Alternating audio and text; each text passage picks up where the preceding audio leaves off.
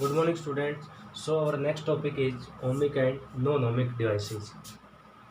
Ohmic यानी जो Ohm's law को फॉलो करते हैं उसको बोलते हैं ओमिक डिवाइसेज, और जो ओम्स लॉ को फॉलो नहीं करते। तो हमने पीछे पढ़ा था ओम्स लॉ का ग्राफ ऐसा आया था, ये था V is directional to I, तो उसका ग्राफ ऐसा आया था, ये V is directional to I when temperature and pressure remain constant, physical condition constant है, टेम्परेचर और प्रेशर क्या रखते थे हम, कांस्टेंट रखते थे, तब ये ग्राफ आता था। तो ओमिक जो है डिवाइसेज वो यही होती है जो ओम्स लॉ को फॉलो करते हैं। जैसे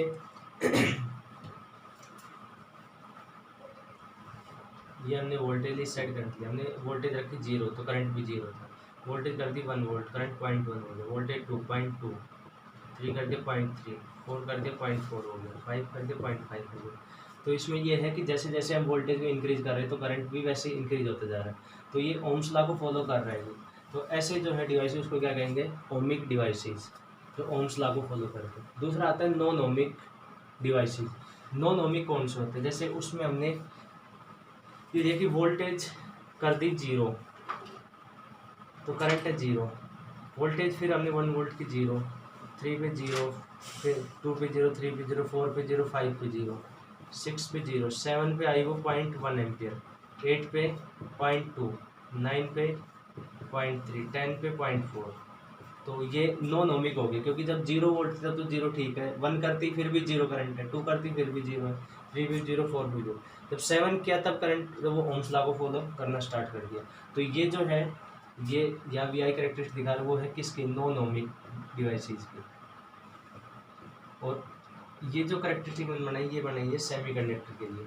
सेमीकंडक्टर में ऐसा ही होता है, आगे जब हम 9th यूनिट में पढ़ेंगे तो उसमें हम देखेंगे कि उसका जो है ग्राफ वो ऐसा आता है कि स्टार्टिंग में जैसे वोल्टेज बढ़ा रहे हैं, वोल्टेज और ये करंट, ये वोल्टेज बढ़ाई, current zero, current zero, current zero, और फिर ये करंट एकदम से ऐसे बढ़ना स्टार्ट होता है। तो वोल्टेज पहले थी 0 तो उस टाइम करंट भी 0, फिर वोल्टेज 1 वोल्ट की तो करंट 0, 2 की फिर भी 0, 3 की तब भी 0, और फिर ये जैसे 0.7 की तब करंट बढ़ना स्टार्ट हो गया। तो ये जो ग्राफ है किसका है, नॉन ओमिक डिवाइसेस का। कुछ ऐसे डिवाइसेस भी होते हैं जैसे स्टार्टिंग में ओम्स लॉ को फॉलो वो करते हैं, और फिर उसके बाद जैसे वोल्टेज हमने बढ़ाई और ये करंट है, तो करंट बढ़ना उसमें ऐसे, फिर वो ऐसे उसका वो आ जाता है ग्राफ, मतलब ओम्स लॉ को फॉलो वो नहीं करते हैं। वोल्टेज बढ़ा लेकिन करंट उसका कांस्टेंट हो गया। ऐसा देखो कब होता है, ऐसा होता है कि जैसे हमने किसी कंडक्टर को ऑन किया तो वोल्टेज हम इंक्रीज कर दे, करंट बढ़ता गया, और वोल्टेज बढ़ा दे, करंट और बढ़ता गया। करंट बढ़ रहा है मतलब उसके अंदर चार्जेस का फ्लो फास्ट हो रहा है, या चार्जेस ज़्यादा उसमें फ्लो हो रहे हैं। फिर और वोल्टेज बढ़ाई तो चार्ज और फ्लो हो गए, ऐसे वोल्टेज बढ़ाते गए, फिर उस टाइम उस कंडक्टर में इतने चार्ज फ्लो होने लगे वो आपस में टकराने लग गए, और टकराने के कारण क्या होगा, हीट प्रोड्यूस होगी, और हीट के कारण रेजिस्टेंस होगा, और रेजिस्टेंस के कारण करंट क्या हो जाएगा, कम।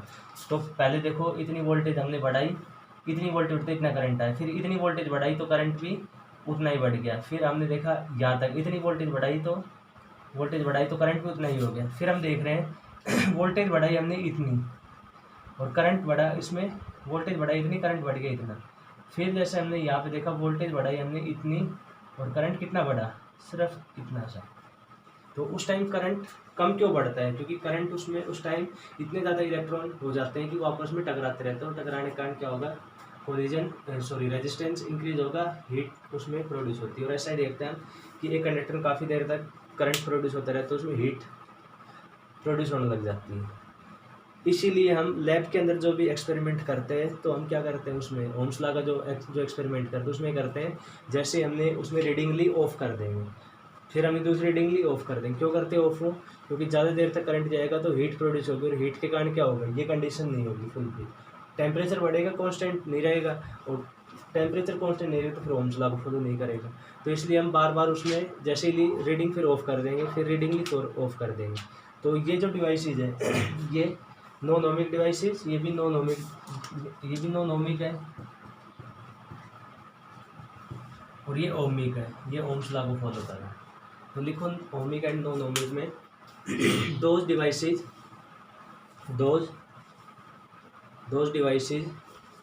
which follows those devices which follows Ohm's law, those devices which follows Ohm's law are called ohmic devices, are called ohmic devices। और उसका ग्राफ ये बना लेंगे। Example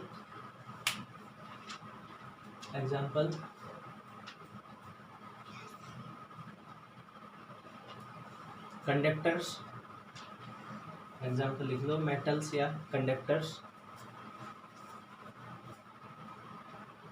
when current flow for a short time, conductors या metals when current flow for a short time.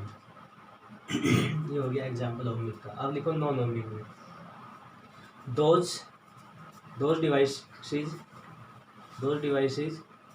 which do not follow Ohm's law, called non-ohmic devices। Example conductors at high temperature, ये high temperature के ऊपर conductors at high temperature. दूसरा example लिखना semi conductor का, conductors at high temperature और दूसरा semi conductor का। ये डायग्राम है इसके दोनों नॉन ओमिक के। सिंपल है, अगर ग्राफ स्ट्रेट लाइन नहीं आ रहा तो नॉन ओमिक, और स्ट्रेट लाइन आ रहा है तो ओमिक है। या वोल्टेज साथ करंट अगर लीनियरली नहीं बढ़ रहा तो नॉन ओमिक, अगर बढ़ रहा है तो ओमिक है। तो ये हो गया नॉन ओमिक और ओमिक डिवाइसेस के बारे में।